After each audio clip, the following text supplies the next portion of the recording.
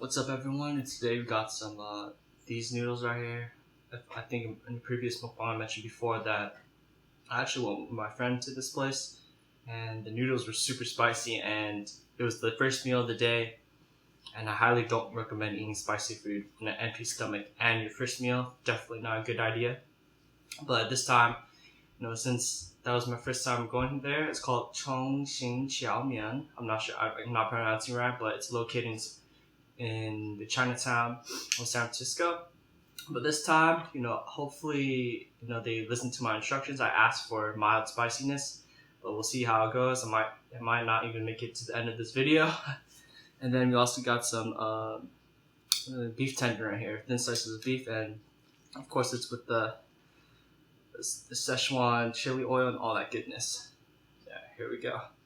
Let's see how spicy this is.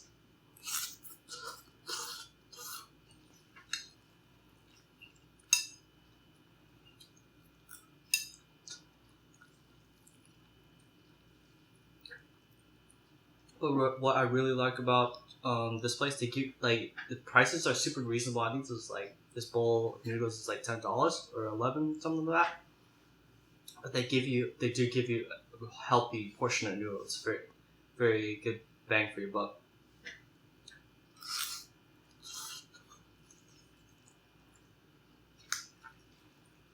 Okay, this is actually not too spicy. It's not too bad.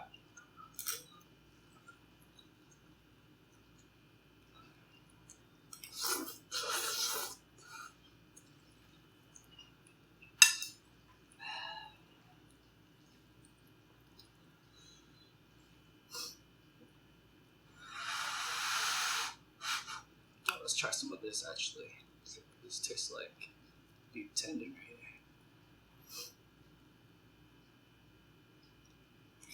here.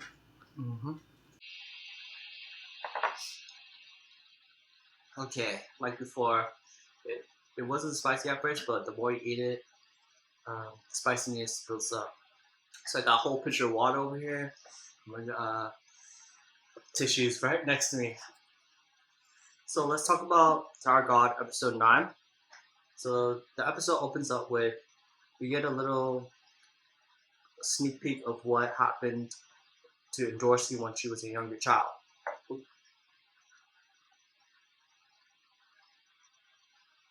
Yeah, but I was too cocky, man. Even just talking, my tongue's kind of on fire. Yeah, give me a second. I had to skip a little part of this video right here. So out of the 10 royal families, I believe in Dorsey was recruited into one of the weaker noble families, and she had a bunch of competition, and there was a lot of talent around her to become the next princess of this particular noble family.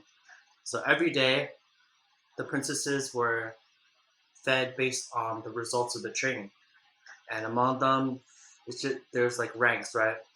The higher the rank you are, the better food that you eat. You're eating like kings.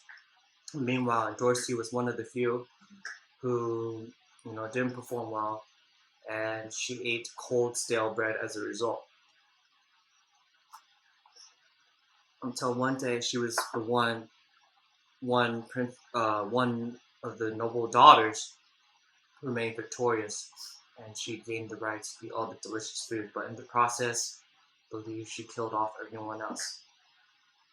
So it's revealed, remember from last episode, Tower God, that part of the Dorsey's plan was to gather all the fishermen in one place and see what the ranker does in reaction to this. And I forgot to mention that the ranker in this test is also quant, so it's not a new ranker. So these teams are one by one facing quant, right? And it's revealed that Dorsey really wanted all the fishermen in one place so she can fight them and take them all out by herself. The reason being is that I believe there's only 4 out of 6 fishermen within this test can pass the exam. So she wants a for sure thing to happen, and she wants to take them out by herself. And due to Dorsey's rough upbringing, she's also with Bam at this time, and she tells Bam that this is what it takes to climb up the tower. You have to do whatever it takes, no matter how you get your hands dirty. And then Bam actually, in the midst of all this, she gets attacked by one of the fishermen, and he happens to have one of these ignition weapons. But Bam takes a hit for her, and he says that that doesn't tie in within my beliefs. I'm not gonna betray anyone or any people for that. Yeah, betray anyone to climb the tower. But further down the road, Bam is your typical main character that seems kind of gullible and such a good-hearted person, right? But you know, not everyone's like that in the world, right? A lot of people will do anything whatever it takes. If it means stepping on people and taking advantage of them to get what they want. The goal of the tower is everyone's goal. So later on, we also see that Ho actually talks to Rachel and he pulls her aside and lures her away and is trying to use her as bait to attract Bam. So once Michelle's lighthouse is not operating, that's when Bam knows something is up. So of course, this leads Bam to where Ho and Rachel are, and then also Quant is there at the same time. And if you remember, the test administrators have like TVs monitoring everything, but they put everything to a halt since during this test, something serious has happened where a person's life is actually in danger. So let me get some more water. So Ho says that I'm gonna kill Rachel. He threatens her. Threatens Bam that he's gonna kill Rachel, and try to capture Quant's badge. And obviously, Quant is a monster. He's far superior in combat skills compared to all the examinees at this time, and he pretty much stops Bam easily. And he uses this Shinsu technique where he injects Shinsu into a person, and it temporarily puts them in a paralysis. And then Quant says, "You know what? I want to take it a little easy on you guys. If you can distract him for a minute, then I can stop him." And Quant is very surprised at Bam's next move. Bam actually tries to take care of this himself. Ho has before during taking the exam, he kind of had a prejudice against Bam since he sees him as competition, right, as a fellow wave controller. And Bam, being the irregular and potential that he holds, he actually instantly copies Quant's rancor technique of using Shinsu and injects it into Ho. But before that, Ho actually, he stabs Rachel and she's badly injured. But Bam manages to, use Quant's technique and paralyze Ho as a result. And even Quant himself is very surprised too. Quant used this technique once in front of Bam, and Bam was already able to replicate it right away. And Quant's like, wow, this guy has really good potential. And then Rachel is in a very bad state as of right now, and her life is in danger as well. Okay, you know what? There's so much noodles here. I'm not sure if I'll get to all of it, but my tongue, while talking or not, I had to drink a lot of water, let my mouth take a little break. But yeah, I was a little too cocky at first, but it's not as bad as when I had this the first time. Oh, I forgot to mention, this is Dan Dan Yen, I believe, and yeah, we'll see how it goes from there.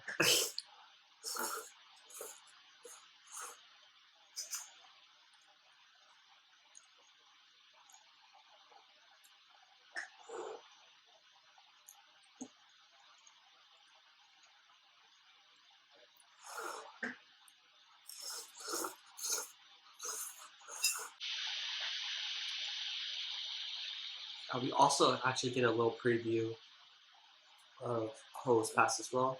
So he explains that before he actually went into the tower, everyone precious to him died right before his eyes. So he has this thought that only the strong survive, right? Much like Dorsey's way of thinking as well. Then it's kind of I feel like some characters in Tower God are kind of mediocre, but you know I don't know, the writers kind of killed off Ho as a result. Like some characters have a lot of potential, but we'll see. But anyways, Ho actually he ends up he stabs himself in the chest and kills himself, which I thought was kind of dumb, right?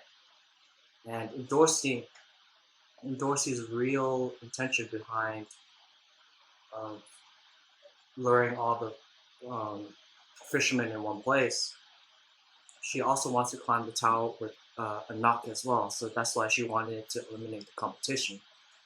And of course, it would be almost pretty much a guarantee since there won't be that many fishermen left to actually be qualified to climb the tower. So, and Dorsey gives Bam a little advice that it's impossible to have everything right. Once you lose something precious to you, the only way is to move forward, and without any regrets, right?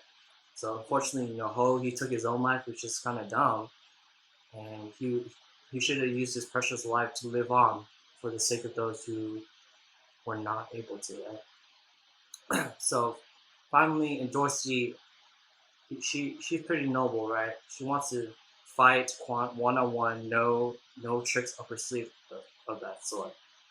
And gladly Quant takes up her offer. And initially she shows him her badge, which within her jacket she lets him see it a little bit. And obviously, right from the get go, you already know Quant is already far superior in terms of combat capability. But at the same time, Bam is assisting her on the sidelines and using what he learned from Quant, the technique that he used before. And eventually, Quan, outclasses her and steals her jacket, which should have a badge in it, right? But Dorsey took another step further, and she actually tricked him into thinking that her badge was in her jacket, but in reality, it was her underwear, actually. And she hid the badge in another part of her clothing of some sort. Before that, she was, I forgot to mention, yes. Before that, Quant thinks he's already won taking her jacket, but at this point in time, Quant actually lets his guard down, and Dorsey actually walks toward Quant and lays her head on part of his shoulder, and then she takes his badge away from him. So, and then that's when she reveals where her badge was the whole time. So as a result, the test is over. Team B wins, and I believe Rachel at this time is rushed to probably the infirmary, and Bam is right beside her. And that's pretty much where the episode wraps up. So we'll see how the results of everyone's of this test of tag, right? And unfortunately, a lot of people were injured, like Rachel, and lost the life of Poe, which is I don't know, it's kind of dumb in my opinion. But yeah, that's it for today's episode. It's actually been super hot in San Francisco, and I'm not sure if it was a good idea to eat spicy food. Right? It doesn't make any sense, but I wanted to give this place another try. So much noodles left here. I'll probably munch a little bit more, but yeah, that's it for today's Mukbang. Thank you for watching. Peace.